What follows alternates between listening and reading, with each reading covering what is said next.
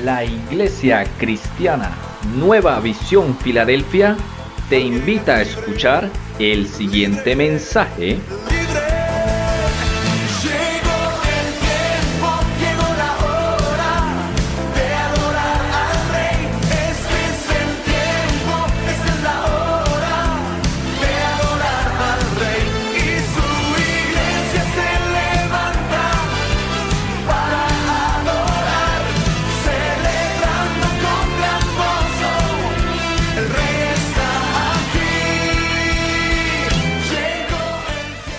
Eso viene desde la niñez.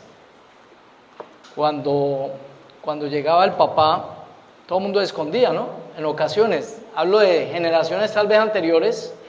Las de ahora, de pronto, uno no ve cómo están criando ahorita los padres a los hijos, los jovencitos más que todos. Pero en el tiempo posiblemente eso lo vivieron aquí más de uno. En mi caso, eso se dio un poco, no sabe, entiende luego por el esfuerzo y el estrés que traía el papá normalmente del trabajo y por las obligaciones que tenía, ¿sí?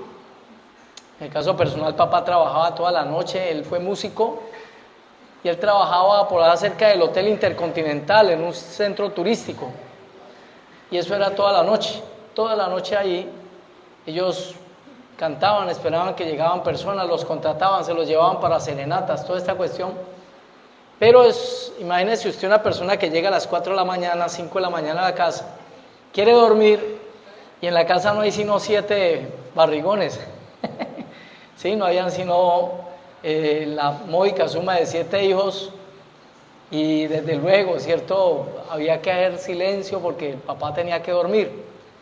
Y luego papá dormía 2-3 horas y a construir, a trabajar, porque él construyó las casas donde vivimos nosotros. Por ejemplo, en el Atanasio construyó una casa de 3 pisos, ¿sí? El hombre construyó como unas 5 o 6 casas más o menos. La finca también la construyó él, la casa que hay en la finca. Y él luego otra vez 4 o 5 de la tarde se echaba un sueñito.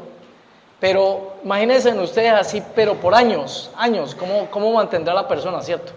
Entonces la cuestión, hermanos, es que en muchos casos se vivió esa experiencia donde el papá de pronto era un poquito así cascarrabias, pero en parte, en algunos casos, también se sabe de algunas mamás que fomentaron esa división o ese distanciamiento entre los padres y los hijos. Porque la mamá estando en la casa en muchas ocasiones tuvo que haber resuelto los problemas, resuelto ahí con el hijo, ¿sí? Aplicar la corrección. Pero una frase célebre de nuestras madres era: ahora que venga su papá, le digo, ¿sí? Ahora que venga su papá, le digo. Entonces dígame con qué expectativa el hijo quería que llegase el papá a la casa, ¿sí? Entonces se iba formando una idea de que no, mi papá ya viene y ahorita viene es correa y toda esa cuestión, porque la mamá, pudo haber resuelto ciertas cosas allí y de pronto en muchos casos uno sabe que el papá llegaba con el deseo de compartir con su hijo, ¿cierto? Pero lo primero que recibía era una queja.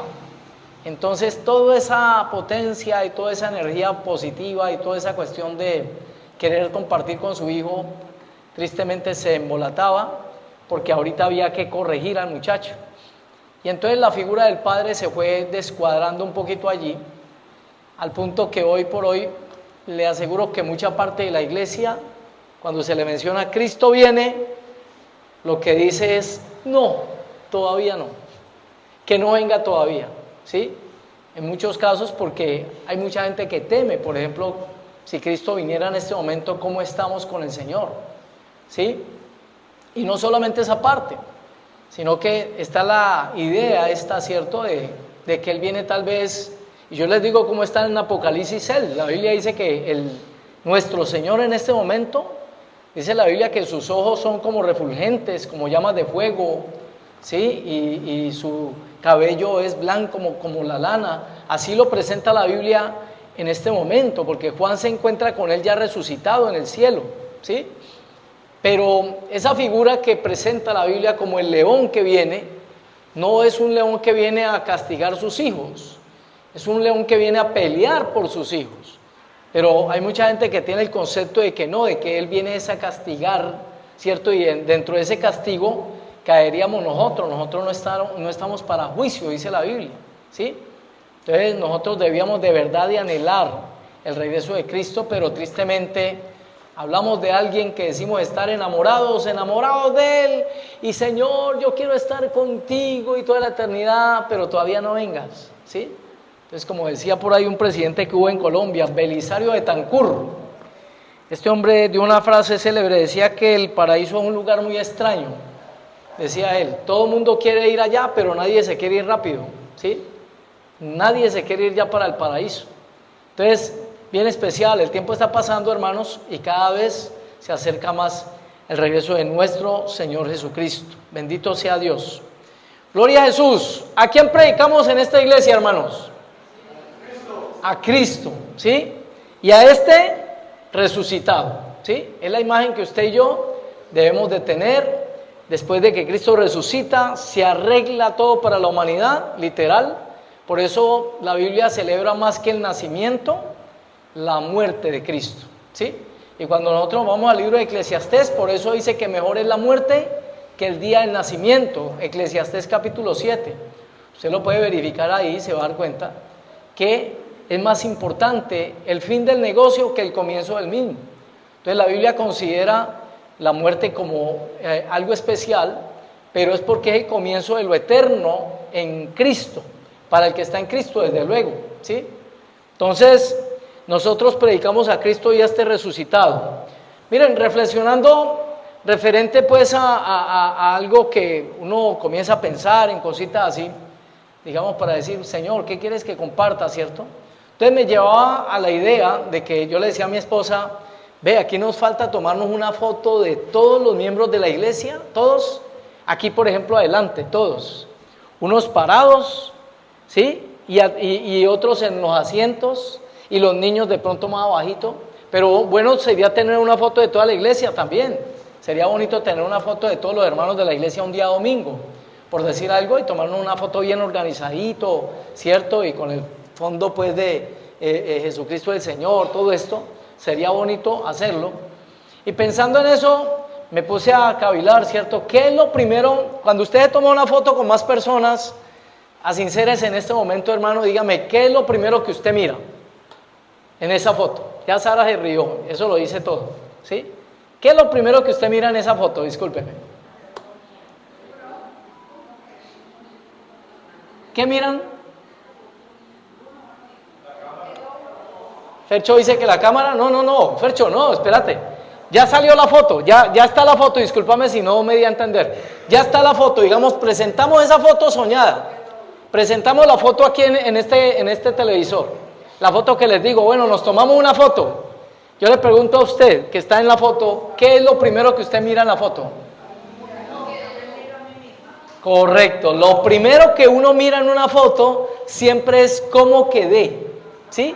¿Cómo quedé yo? ¿Cómo estoy yo ahí? ¿Cómo me veo? ¿Sí? Es lo primero que normalmente échale cabeza y analice. Y verá que uno siempre se mira para ver cómo quedó uno, ¿sí? El que diga que no, por ahí, pero verá cuando vea la próxima foto. Cuando vea la próxima foto donde salió, por ejemplo, con grupo o en familia. Y verá que en un muy alto porcentaje, ¿sí? La gente se va a mirar a ver cómo quedó, ¿sí? ¿Por qué se mira usted en el espejo si literalmente usted ya sabe quién es usted? ¿Sabe para qué? Para saber cómo lo van a ver los demás, ¿sí? Porque literalmente usted ya sabe cómo es usted. Entonces uno cuando se mira en un espejo, literalmente es cómo me van a ver los demás, ¿sí? Porque uno si se limpia es por algo, ¿sí? Si se ordena es por algo, porque quiero dar una buena imagen, ¿sí? Entonces, referente a esa parte, hay una partecita en la Biblia, en Lucas 9, 18 al 24, en la que uno comienza a pensar, ¿cierto?, con base en esa pregunta que el Señor le hace a los discípulos, esa pregunta, ¿por qué el Señor se la hizo a los discípulos y para qué? ¿Sí? Vamos a leer el pasaje, Lucas 9, del 18 al 24, dice la Escritura. Aconteció que mientras Jesús oraba aparte, estaban con él Lucas 9, sí, 18 al 24.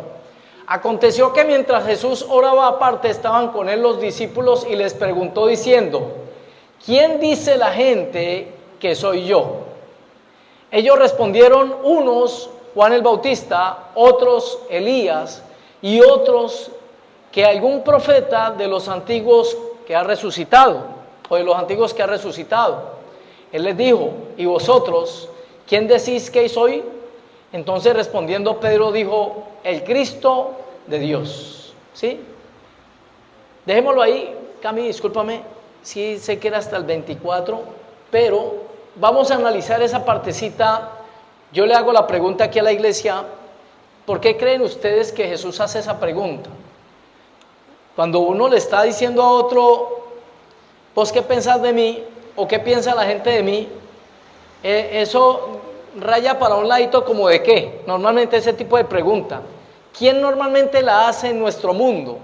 ¿Quién normalmente hace ese tipo de pregunta? ¿De quién sale esa pregunta normalmente? ¿Cierto? Ve, ¿y qué piensan allá de mí? ¿Qué escuchan ustedes? ¿Qué piensan ustedes? ¿De quién puede salir eso? ¿De qué tipo de corazón? ¿De qué tipo de persona? Un aporte fuerte. ¿Personas qué, hermana? Altivas. Claro, yo si estoy buscando la aprobación, ¿qué quiere decir que hay en mi corazón? Altivez, ¿cierto? ¿Ustedes qué opinan de mí? Es como cuando uno termina de predicar. Yo por orden de pronto de esta cuestión, yo lo que sí le pregunto a mi esposa es, por decir algo, le digo: mami, ¿sí viste orden en la predicación? ¿Sí? Porque lo otro no me preocupa en el sentido de que lo que sé es que si le estoy pidiendo a Dios que me guíe, yo me suelto.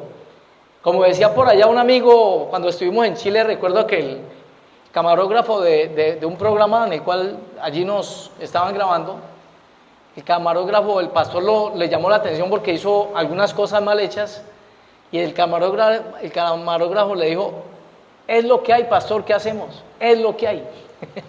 ¿Sí? Entonces, como decir, cuando yo le pregunto a mi esposa, le pregunto más que todo por el orden. Yo le dije: mami, ¿sí fue ordenada la predicación más o menos? ¿Sí? ¿Y qué entendiste? O cosas así. Pero cuando se hace, ¿cierto? Se hace con el propósito de mejorar, ¿sí? Mejorar. Si de pronto ha habido desorden, toda esa cuestión, porque eso sucede cuando uno está empezando, digamos, a llevar a cabo labor como esta de constante, porque uno antes lo hacía, pero lo hacía esporádico, ¿sí? Entonces, ¿por qué creen ustedes, si sabemos que en el Señor no hay orgullo, ni prepotencia, ni arrogancia, porque Él no tiene nada de eso? ¿Por qué creen ustedes que Jesús hace esa pregunta? ¿Y ustedes, quién dicen que soy yo? ¿Qué opinan ustedes? ¿Por qué el Señor lo pregunta? ¿Por qué el Señor les hace esa pregunta a los discípulos? Alguien que dé un aporte allí. Bien duro. Porque había duda que Él era el Cristo. ¿Qué más? Saber cuánta confianza tenían en Él. ¿Qué más, Juan? Para ver si lo conocían. ¿Sí? Resulta que en ocasiones cuando uno está compartiendo un tema, uno hay veces pregunta, ¿sí? Uno dice: ¿entendieron? O uno dice: ¿alguien tiene alguna pregunta? Y no se hace con el ánimo de que uno esté dudando si la enseñanza ha sido clara, sino más bien si a la gente le quedó claro el mensaje. Porque es que uno puede pensar que enseñó bien, pero resulta que no falta de pronto alguien que no haya entendido bien. Una sugerencia que yo le doy a usted cuando mande a su hijo o a su nieto a hacer un mandado: dígale qué es lo que le dije que dijera, y verá que hay veces el mensaje fue mal recibido o fue mal entendido. ¿Sí? Cuando usted manda, por decir algo, en el caso de Fernando, que tiene trabajadores, y los manda a hacer alguna gestión, y Fernando les dice: venga, ¿a qué fue que lo mandé yo? Verifique y verá que en ocasiones el mensaje no se ha recibido bien, ¿sí? Uno cree que lo dio bien, pero hay veces las personas lo tomaron de otra manera. Con los hijos sí que pasa eso, ¿cierto? Vaya a la tienda y me compra 5 libras de remolacha y 10 de arracacha. Y el muchachito se fue y llegó con 5 de arracacha y 10 de remolacha, ¿sí? ¿Por qué? Porque se entendió mal el mensaje, hay veces. Entonces, lo que entendemos aquí es que el Señor quiere saber si ellos están recibiendo el mensaje clarito, si ellos comienzan a entender quién es Él, ¿sí? A tal punto que a la persona que le es revelada, ¿sí? Es a Pedro. ¿Y qué dice Pedro? Pedro contesta impresionante. ¿Por qué? Porque esta misma respuesta que da Pedro, ¿quién la había dado antes? ¿Quién había afirmado eso acerca de Jesús, si ustedes quedan en cuenta? En la historia del proceso de Cristo, ya habían personas que le habían dicho, tú eres el Cristo. ¿Quién, por ejemplo? ¿Quién? Marta. Marta le dijo, yo sé que tú eres el Hijo de Dios, ¿sí? Y todo lo que pidas al Padre, te lo concederá. ¿Y por qué el Señor tal vez a Marta no le dijo, te lo reveló carne y sangre?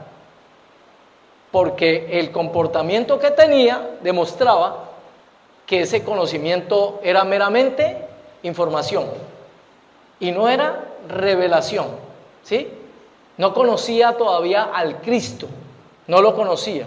De oídas, decía Job, de oídas te he oído, mas ahora mis ojos te ven. Y eso es lo que como iglesia usted y yo necesitamos conocer. ¿Quién es literalmente Jesús para ti? ¿Sí? ¿Quién es el Señor para nuestras vidas? ¿Sí? Nosotros, ustedes ya saben, a nosotros nos gusta dar una imagen y casi siempre queremos dar es la mejor imagen. Eso es de verdad, eso es cierto. Pero a diferencia de nosotros, ¿será que el Señor tiene una mejor imagen? Una imagen de pronto para mostrarnos siempre así como cambiante o de un ángulo, como decir. Yo sé que la Biblia dice que no hagamos imagen ni escultura, pero me refiero en la Biblia, ¿cuál es la diferencia entre Dios y nosotros en cuanto a presentarnos delante de los demás? Que el Señor permanece siempre igual. Él por eso dice, ¿sí? Yo soy el que soy. Él no cambia. O sea, si nosotros, esto es una de las cosas, por ejemplo, que en el caso mío me enamoró mucho de Dios, en el sentido de que yo ya sé qué puedo esperar de Él. Yo ya sé qué puedo esperar de Dios. Es impresionante, les digo, que las veces que he llegado a fallar, a cometer algún pecado, a cometer un error, como yo lo voy conociendo, es impresionante porque a mí eso me toca mucho el corazón. Y es que yo sé que Él no me va a pagar de acuerdo a mis iniquidades, sino que ante al contrario lo sorprende a uno. Lo sorprende, yo le digo, yo lo he vivido, ¿sí? En muchas ocasiones llegué a cometer fallas y toda esta cuestión que todavía se cometen, pero uno va viendo que con el tiempo como que las comete menos, ¿no? ¿Y qué sucedía? Que yo esperaba un traquetazo, yo esperaba un golpe, yo esperaba como un juicio sobre mi vida, y lo que venía era como un abrazo, venía como un refrigerio, venía como una manifestación de amor, y yo decía, Dios mío, pero usted ¿por qué es así? Si yo le acabo de ofender, yo acabo de hacer algo que no le gusta, y usted ¿por qué me paga de esa manera, Señor? Y es Dios que lo sorprende a uno, porque Él no es como nosotros, gracias a Él. ¿Sí? Menos mal que nosotros no nos vamos a juzgar un día, hermano. Nosotros no nos vamos a juzgar, porque le aseguro, nos condenaríamos. Nosotros mismos nos condenaríamos. Menos mal que Él es el que nos va a juzgar a nosotros, porque literalmente nosotros mismos nos condenaríamos, ¿sí?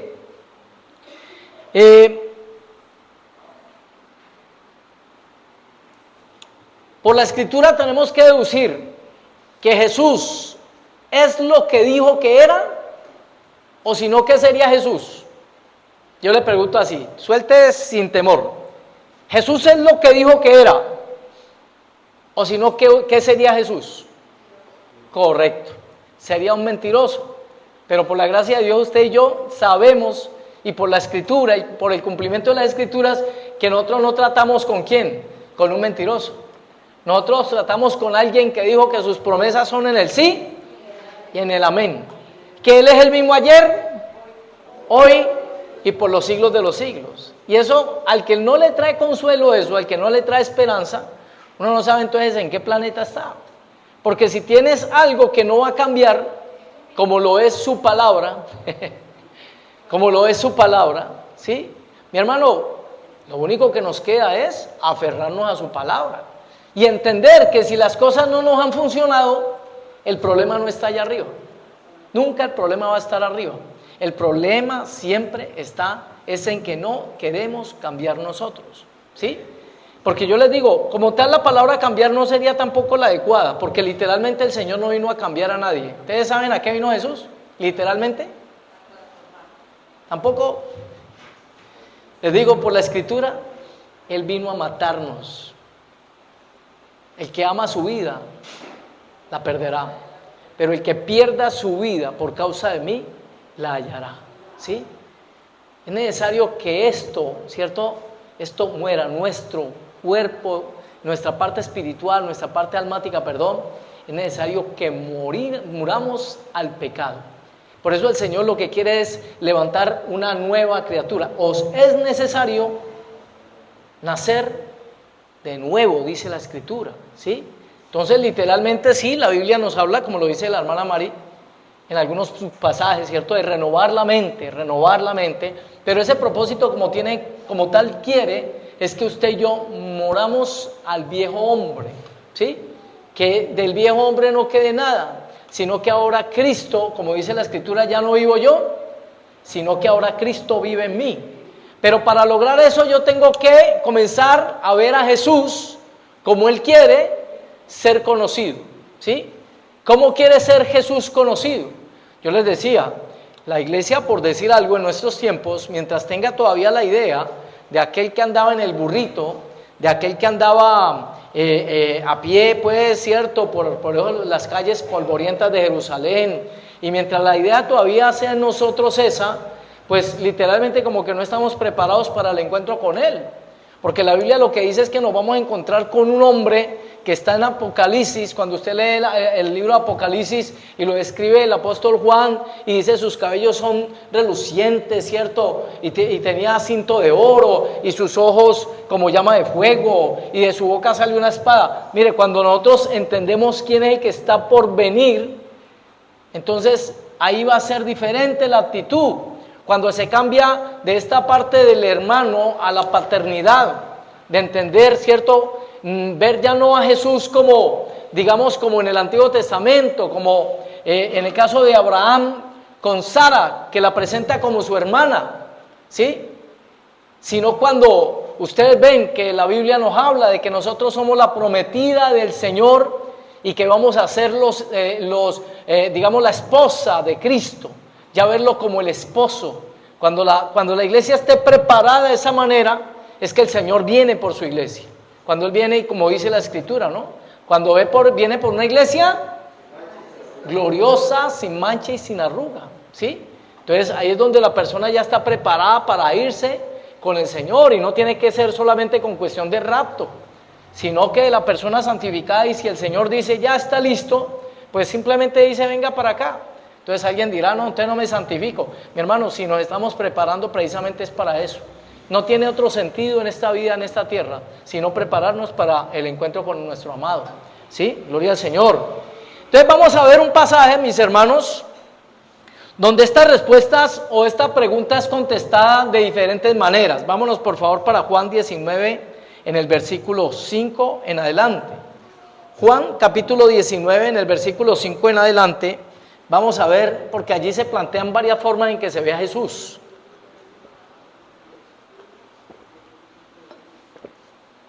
Aquí lo vieron los judíos, aquí lo vieron los soldados, aquí luego lo ven el centurión, ¿sí? Hasta el ladrón en la cruz también lo llegó a ver en ese momento. Pero ustedes van a ver los diferentes puntos de vista, cómo la gente vio a Jesús en ese tiempo. Mire, dice la Biblia, Juan 19, versículo 5. Y salió Jesús llevando la corona de espinas y el manto de púrpura. Y Pilatos le dijo, he aquí el hombre.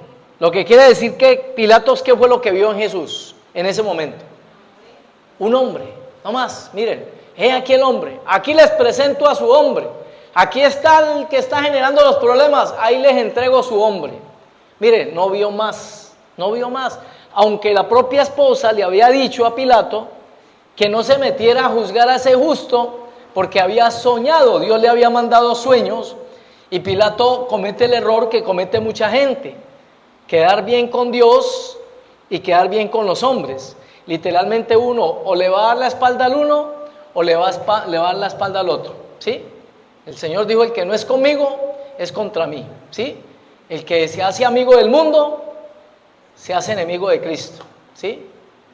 Entonces, ahí tenemos a una persona que, teniendo que impartir justicia, porque para eso fue colocado, lo que hace es ver simplemente a Jesús como un hombre más. Y lo que hace, ¿qué es? Lavar sus manos, ¿sí? Haciendo un ritual que en el Antiguo Testamento, cuando iban a presentar el cordero, ¿qué tenía que hacer el sacerdote? O sea que ahí Pilato oficia como ¿qué? Como sacerdote, pero para los gentiles. ¿Caen en cuenta lo que estaba pasando ahí? Entre los judíos, en el momento en que se iba a presentar el becerro, pues, ¿cierto? Para ofrenda, los sacerdotes se lavaban las manos. ¿Y qué sucedió con Pilato en ese momento? Se lava las manos, cumpliendo así un ritual, pero ahorita hacia el mundo de los gentiles, porque precisamente Pilato era romano, ¿sí? Entonces vemos lo que dice la Escritura y sigamos. Y salió Jesús llevando la corona de espinas y el manto de púrpura, y Pilato le dijo, he aquí el hombre. Cuando le vieron los principales sacerdotes y los alguaciles, dieron voces diciendo, crucifícale, crucifícale, crucifícale. Pilato les dijo, tomadle vosotros y crucificadle, porque yo no hallo en él delito. Solamente vio un hombre, ¿sí? Y que inclusive, no hallando en él delito, cometió el error ¿de qué? De decir al final y entregarlo, ¿sí? Entregarlo, de ahí viene lo que algunos pueden llegar a entender, otros pueden de pronto, con un conocimiento así más rígido, puede llegar a darse el caso de entender, no, estamos de acuerdo con que el pueblo escoja, de que el pueblo elija, pero aquí vemos un caso donde el pueblo literalmente escoge por donde no debe hacer, o sea, escogió mal. Como dice por ahí el viejo adagio, la voz del pueblo, ¿es la voz de quién? Es la voz de Dios. Entonces, para que vean lo contradictorio de esa frase en ese momento, porque lo que está pasando ahí, ¿qué es? Que el pueblo está escogiendo, y miren el problema cuando el pueblo escoge, ¿sí? Entonces uno tiene que entender, por eso Dios nos guía a nosotros, para que toda decisión sea en Cristo, toda decisión sea en Dios. Entonces dice la Escritura en el versículo 7, miren ahorita cómo lo ven los judíos, ¿sí? Dice, los judíos le respondieron, nosotros tenemos una ley y según nuestra ley debe morir, porque se hizo a sí mismo hijo de Dios, ¿sí? ¿Ustedes saben, por ejemplo, en qué doctrina Jesucristo es hijo de Dios? ¿En qué doctrina Jesucristo es hijo de Dios? ¿En la doctrina de qué movimientos? Miren, por ejemplo, para nosotros Jesucristo es hijo de Dios también. Eso está en la Biblia, Él es el hijo de Dios. De tal manera amó Dios al mundo que ha dado a su hijo unigénito para que todo aquel que en él crea, ¿sí? Su hijo unigénito, Él es hijo de Dios. Pero hay movimientos, hay sectas que toman solamente ese pasaje, ¿cierto? Para no darle ningún tipo de deidad a Jesucristo, sino decir solamente que es hijo de ¿quién? Es hijo de Dios. ¿Quiénes, por ejemplo? Los testigos de Jehová.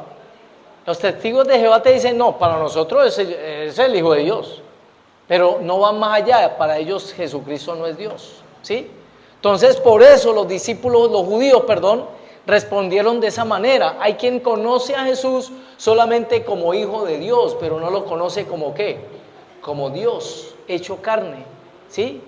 Entonces decía por ahí alguien, escuchaba lo del movimiento unitario que dice que Dios es espíritu, pero Él no es persona, ¿sí? Porque un espíritu no se puede presentar como persona. Entonces miren la contradicción, porque Jesucristo es, ¿sí? El Hijo de Dios y fue hecho la imagen del Dios invisible. Entonces ahí se comienzan a contradecir porque no saben de pronto cómo decir su propia doctrina. Llega el momento en que les toca contradecirse entre ellos mismos, Por decir algo, yo les he dicho en ocasiones, ¿no? En los testigos de Jehová, con su propia Biblia, usted le podría decir al testigo de Jehová, venga, vamos a hacer lo que dice Romanos 9, 10:9 de tu Biblia. ¿Qué dice Romanos 10:9 de nuestra Biblia? ¿Quién se lo sabe? Romanos 10:9, muy mencionado. Siempre usted lo menciona, inclusive en la oración de fe. ¿Sí? ¿Cómo es?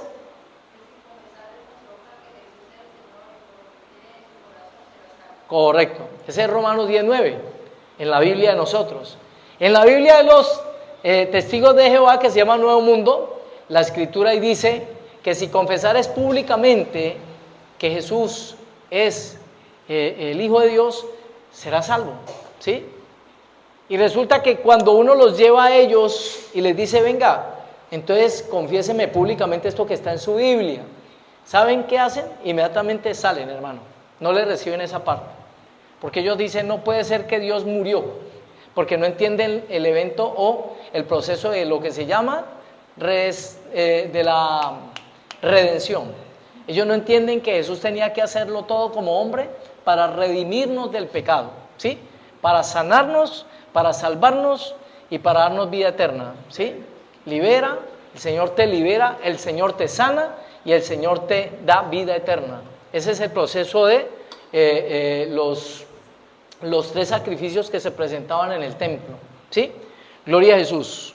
Entonces dice, los judíos cuando le vieron, ¿sí? Le dijeron, este es el que se hace hijo de Dios, ¿sí? Vamos al versículo 23 de ese mismo capítulo, 19-23. Mira cómo lo vieron los soldados. ¿Cómo lo vieron los soldados? Como lo que ellos estaban enseñados a ver a los judíos. Un judío despreciable más para ellos, ¿sí? Ellos despreciaban a los judíos. ¿Por qué? Porque, bueno, algún día podemos de pronto dar una charla acerca de lo que es el antisemitismo y se van a dar cuenta que eso viene desde el faraón, eso vino luego en el tiempo de la reina Esther a través de Amán, porque ellos describen a ese pueblo, ¿cierto? Pero siempre lo rechazaban porque era un pueblo que no se postraba ante sus dioses. Y desde allá viene toda esa raíz de lo que ustedes están viendo en este momento igualito también, que el mundo lo va a comenzar a rechazar también y lo está rechazando, ¿sí? Esto ya... La historia lo corrobora, cómo viene eso desde el tiempo del mismo Moisés, ¿sí? Viene desde ese tiempo. Entonces dice que los soldados cuando lo vieron, cuando los soldados lo hubieron crucificado a Jesús, tomaron sus vestidos e hicieron 4 partes, una para cada soldado. Tomaron también su túnica, la cual era sin costura. Allí esa parte de sin costura nos habla de integridad, ¿sí? Cuando algo es íntegro, quiere decir que no tiene mezcla de nada, ni se junta con nada. Por eso cuando la gente le dicen, vea, café íntegro, 100% café, ¿sí? Quiere decir que no debería tener mezcla de nada. Como cuando dicen oro, ¿sí? El oro de 18 quilates. Entonces ya está mezclado con algo, ¿sí? Entonces cuando algo es íntegro, quiere decir que no está mezclado con nada. Y Jesús tenía una túnica que no tenía ningún tipo de costura. En la Biblia dice que no se hagan, había un mensaje acerca de las túnicas de colores, ¿cierto? Pero el Señor sí hablaba, ¿cierto? En uno de los mandatos para los sacerdotes, que sus túnicas no podían tener ningún tipo de mezcla, ¿sí? Con otras diferentes tipos de tela, digamos, ¿sí? Entonces dice, tomaron también su túnica, la cual era sin costura, dice, de un solo tejido de arriba para abajo. Miren por qué lo describe con detalles la Biblia. Porque lo que está dando ahí es una forma de enseñar que la vestidura del creyente debe ser íntegra, ¿sí? Debe ser sin ningún tipo de enmendadura, nada de eso. Entonces allí hay un mensaje, pero habla de que ellos vieron a Jesús como un judío despreciable, ¿sí? Vamos a mirar cómo lo vio uno de los centuriones que estaban en el momento mismo de la crucifixión, Mateo 27:54. Recuerden que la predicación enfocada siempre debe ser para mostrar a Cristo, para que la gente conozca más de Él. Esa es la esencia de un mensaje siempre, que la gente conozca más de su Salvador y de su Señor. Gloria a Jesús. Mateo 27:54 dice, el centurión y los que estaban con él guardando a Jesús, visto el terremoto y las cosas que habían sido hechas, temieron en gran manera y dijeron, verdaderamente este era Hijo de Dios.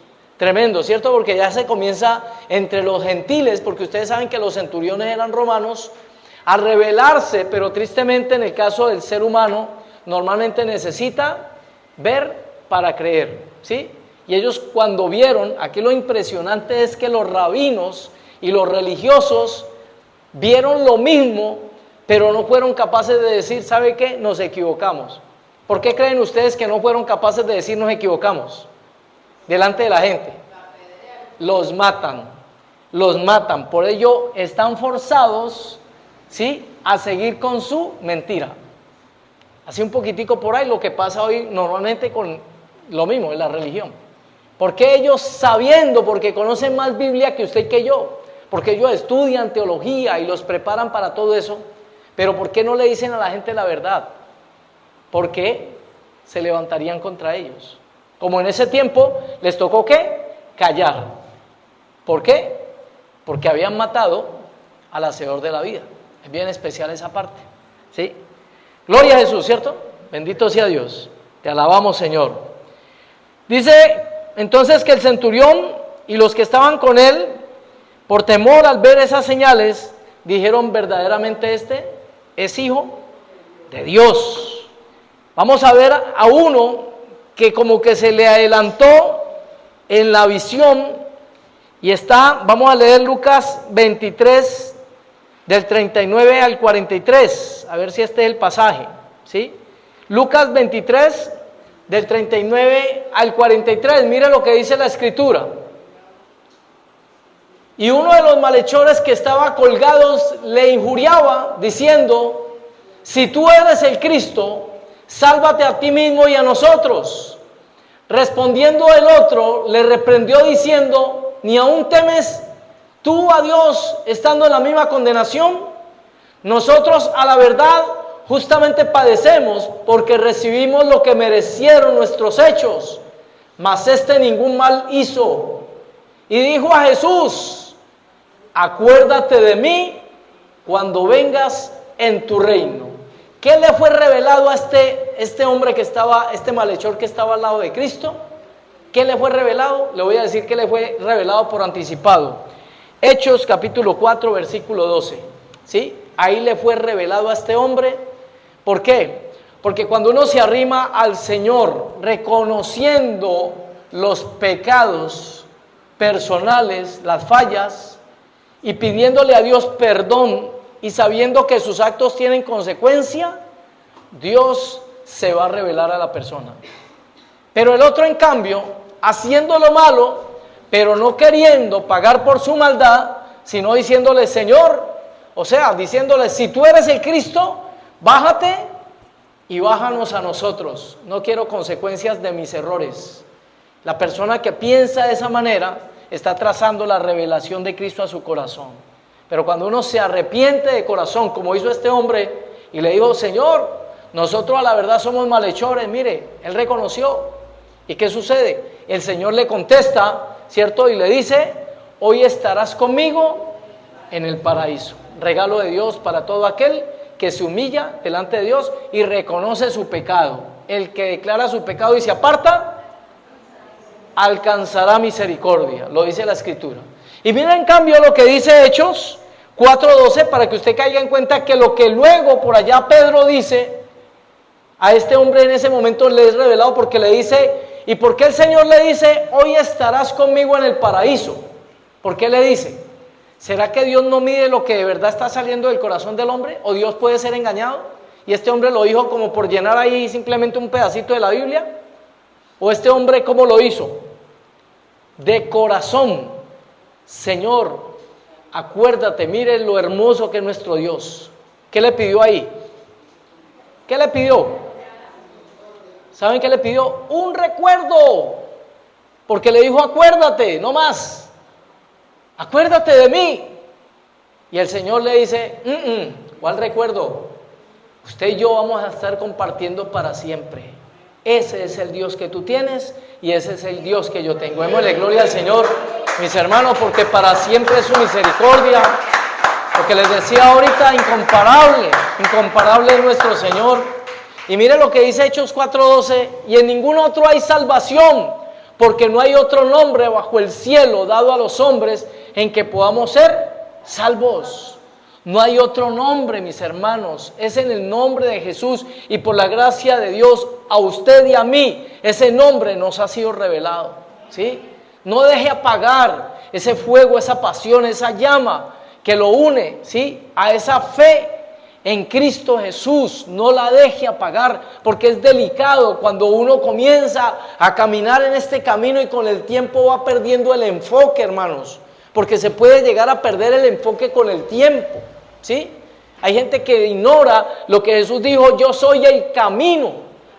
Lo que quiere decir que esta vida, para disfrutarla, hay veces lo más importante es el camino, ¿sí? Hay gente que no disfruta en su caminar por estar pendiente de la meta. Yo lo digo como lo vi yo en una película que se llama Guerrero, yo se la dije a los muchachos, Guerrero Pacífico, se la recomiendo, ¿sí? Es una enseñanza. Desde luego tiene cositas que no son como muy bíblicas, pero hay muchas que sí parecen como de la Biblia. Edificante, Guerrero Pacífico, muy juvenil, para los muchachos es muy buena película. ¿Y qué sucede? Este hombre le dice al muchacho, lo está instruyendo, y le dice: camina, que te voy a enseñar algo que te va a dejar maravillado.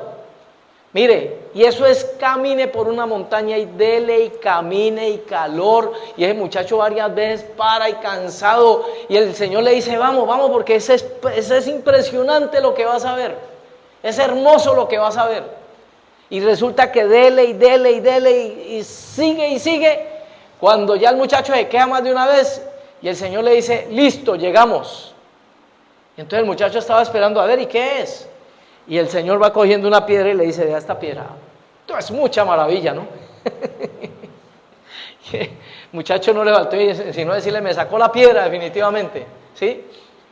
No, y la enseñanza del Señor es: olvidaste lo más importante, el camino. Te olvidaste de disfrutar en el camino.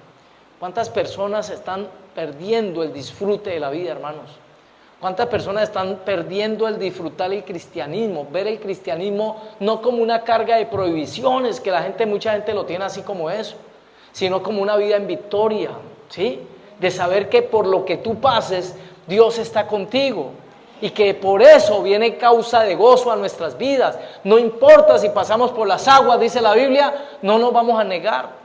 Y si pasamos por el fuego, dice la promesa, que la llama no arderá en nosotros. ¿No es espectacular, hermano, de pronto una experiencia como la que vivieron los 3 muchachos en Babilonia? ¿A usted no le parece impresionante eso? ¿Cómo luego eso, o sea, con qué argumento les iban a atacar luego a ellos su fe? Si por causa de esa experiencia que se vivió allí, ellos no haber negado el nombre del Señor, lo que sucede luego es que, hermanos, todo el mundo quedó impactado, todo el mundo quedó impresionado. ¿Y quién fue glorificado? Dios. Y en todos los casos de la Biblia donde se manifiesta la fe, usted lo ve, que al final el gran premio para la persona es que fue un instrumento en las manos de Dios. José: no, yo no soy el que descifro los sueños, es Dios. Y mire lo que hizo José con multitudes. Y Dios quiere hacer lo mismo contigo y conmigo. Dios quiere de verdad impactar multitudes. Ni un amén ahí, hermanos. Dios quiere contigo impactar multitudes. De verdad. ¿Sí?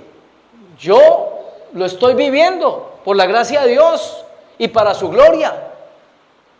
Lo que estamos transmitiendo, lo que estamos haciendo por la transmisión, está tocando personas en otros lados.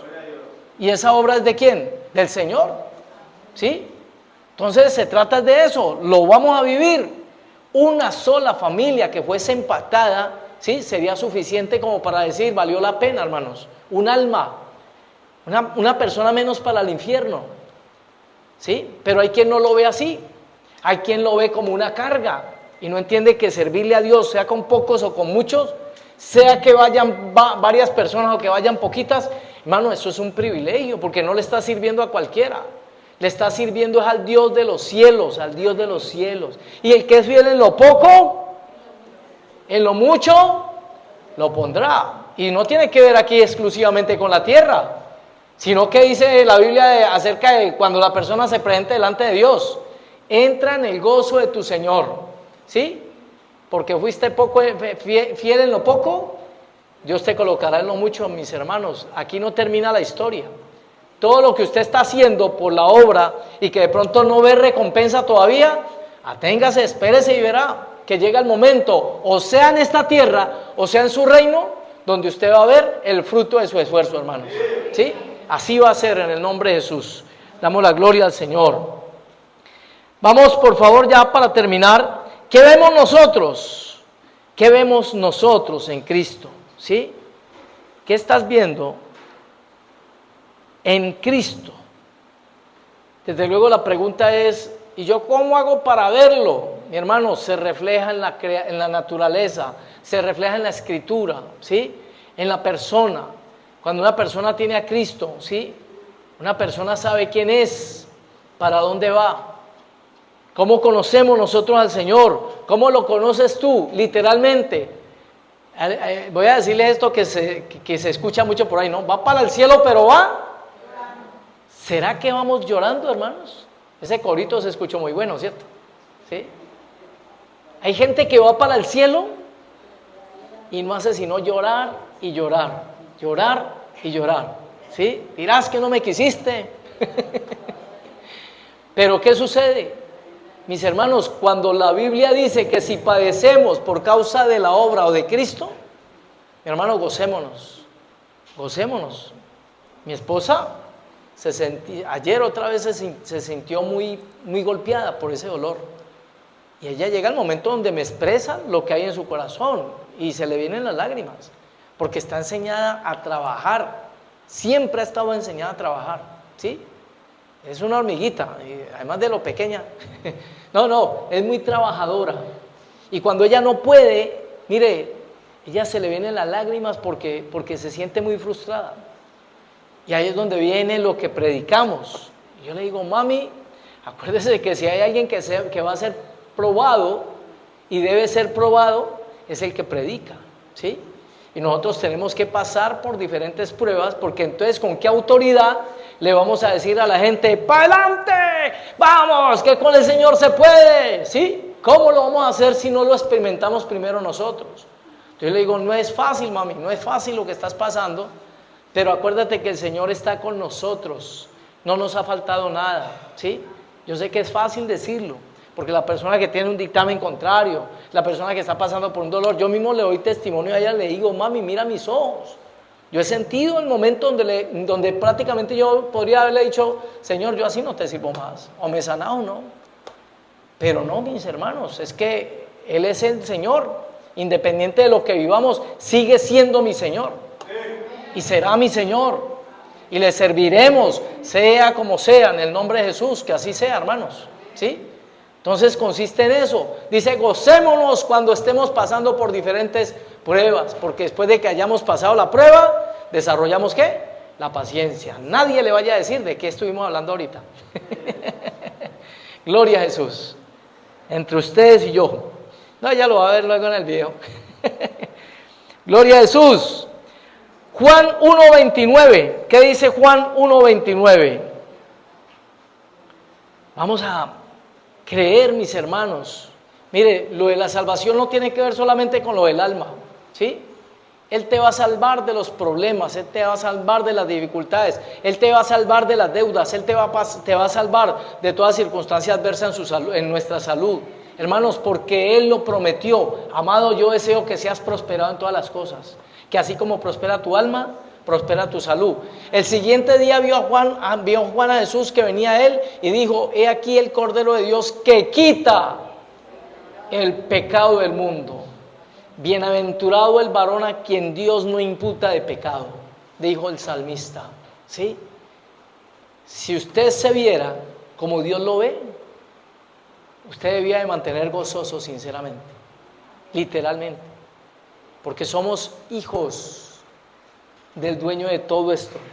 Somos hijos, somos coherederos juntamente con el Señor, y aquí hay gente llorando por el carro, la casa, la finca, la beca, llorando por todo eso, cuando literalmente no está mal que luchemos por eso y que tengamos eso, Pero mis hermanos, a nosotros nos espera una herencia incorruptible, ¿sí? El lugar, dice la Biblia, para donde vamos a ir, lo más costoso aquí, que es el oro, allá lo vamos a estar pisando. Yo no sé si eso le causa o no le causa nada a usted, pero ¿entiende lo que le estoy diciendo, hermanos? Si en ese lugar, sí, lo más costoso que hay en esta tierra, que supuestamente es el oro, eso allá va a estar en la calle, eso va a estar en el piso. Imagínense entonces qué motivos tendríamos nosotros para decir, uy, Dios mío, ¿sí? ¿Por qué voy para el cielo y voy llorando? No, disfrutemos el camino, disfrutemos de este camino. Viva la vida cristiana a plenitud, ¿sí? Que sea un gozo, hermanos, el pasar o el estar, ¿cierto?, en su presencia en los diferentes momentos, porque Él está con nosotros. ¿Quién vivió eso en la Biblia? Pablo y Silas. Estaban en el peor de los momentos y en el lugar más bajo, horrible, sucio, todo lo externo horrible, pero ¿qué hacían ellos? Cantaban himnos. ¿Usted cree que los cantaban por llenar una partitura o una parte de la Biblia ahí, porque se escribiera que ellos cantaban? No, mi hermano, ¿cómo era que hizo hasta que eso temblara? ¿Sí? Eso tembló a causa de ¿qué? De lo que estaba pasando con esos dos hombres. Solo una persona llena del Espíritu Santo es la que comienza a manifestar en medio de esas pruebas el gozo y la alegría del Señor, hermanos. No nos queda más nada. Nosotros literalmente, y se lo voy a hacer entre comillas aquí, miren para España en este momento. Miren para España. Miren lo que sucedió en España. Que gente creyendo que lo tenía todo, de un momento a otro, todo lo pierde. ¿Cuándo había pasado eso allá? ¿Sí? Por eso no nos queda sino una, hermanos. Préndase del Señor y estemos contentos, ¿sí?, con nuestro Dios. Gloria al Señor, porque si usted tiene el privilegio de tener recursos, de tener la forma, de que no le falte el sustento, el calzado, el abrigo, el alimento, gloria a Dios por eso, hermano. Pero sepamos que no tenemos nada fijo en esta tierra, porque de un momento a otro todo puede cambiar. Todo puede cambiar. Estamos en una sociedad corrupta, donde un secuestro de un familiar, donde una enfermedad, un dictamen médico, donde un terremoto puede hacer que todo se vaya al traste. Pero si tenemos a Cristo, hermano, tenemos una esperanza que no avergüenza. Gloria a Jesús. Sanador, Isaías 53:4. Isaías 53:4 dice en la Escritura, ¿sí? Ciertamente llevó en nuestras enfermedades y sufrió nuestros dolores, y nosotros le tuvimos por azotado, por herido de Dios y abatido, ¿sí? Pero Él llevó nuestras cargas. Yo sé que es necesario que pasemos por las circunstancias y sentimos el dolor, pero la Biblia dice es que le entreguemos a Él la preocupación de esas cargas, ¿sí? Entréguele a Dios, no cargue más con lo que usted no puede, entréguele a Dios, haga lo que le toque hacer, que Dios se encargará de lo que usted no puede hacer. Esa es la clave para salir o para ver los milagros de Dios. Simplemente en medio de la prueba que no falte el gozo, que no falte el gozo. ¿Y el gozo qué es? Que la persona tiene la presencia de Dios en su vida. Ese es el gozo, ¿sí? Pastor, Salmo 23, tenemos al mejor de los pastores, gloria a Dios. Es nuestro pastor, el Señor es nuestro pastor, y si Él es nuestro pastor, ¿qué dice la Biblia? Nada nos faltará, ¿sí? Eso dice la Escritura. Ahora, para que nada nos falte, yo tengo que verificar que yo me esté dejando pastorear, ¿sí? Que yo me esté dejando pastorear. Porque si yo no me estoy dejando pastorear y quiero que nada me falte, entonces no estoy en la línea, hermanos. Tengo que meterme al pastoreo de Cristo Jesús, ¿sí? Y por último, el cumplimiento de todas las promesas. Segunda de Corintios 1, versículo 20. Segunda de Corintios, capítulo 1, en el versículo 20 dice, porque todas las promesas de Dios son en el sí y en el amén, por medio de nosotros, para la gloria de Dios. Si hay un pueblo que va a vivir las bendiciones de Dios y va a vivir las promesas de Dios cumplidas, es el pueblo, mis hermanos, que le sirve y que le sigue, ¿sí? Así que por la gracia de Dios, usted y yo estamos en ese pueblo. Somos considerados pueblo de Dios. Yo te invito, colócate sobre tus pies. Vamos a glorificar a nuestro Señor para despedir con esta alabanza con esta adoración, saber que fuimos por su gracia escogidos. Por favor, apaguemos las lucecitas. Vamos a darle gracias a Dios, a nuestro Señor, por haberse revelado en nuestras vidas, por habernos amado con amor eterno, porque Él es bueno. Y saben que dice la Escritura, que la eternidad de la eternidad no nos va a alcanzar para conocerlo. ¿Por qué no nos determinamos a conocerle más, hermanos? A conocerle más intimidad con Él, más tiempo con Él. Estamos hablando de este precioso ser eterno, eterno, no tiene límites, que nosotros limitamos, tristemente.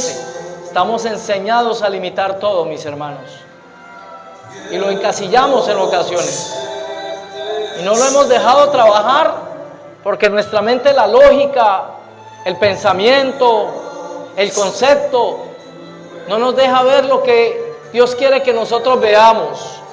Primeramente su amor por nosotros, porque de tal manera amó Dios al mundo, que ha dado a su Hijo unigénito, para que todo aquel que en Él cree no se pierda y tenga vida eterna. Danos un nuevo corazón, Señor. Danos un nuevo corazón, Señor, para que esto no se vuelva una religión en nosotros. Señor, qué más delicado que estar, Señor bendito Dios, en un lugar adecuándonos a cosas que están pasando, Señor bendito Dios, y nosotros adecuándonos, pero no entender que hay propósitos, Dios de la gloria, en todo lo que hagamos y en lo que tú quieres hacer con nosotros. Vamos a decirle: quiero conocerte, Señor.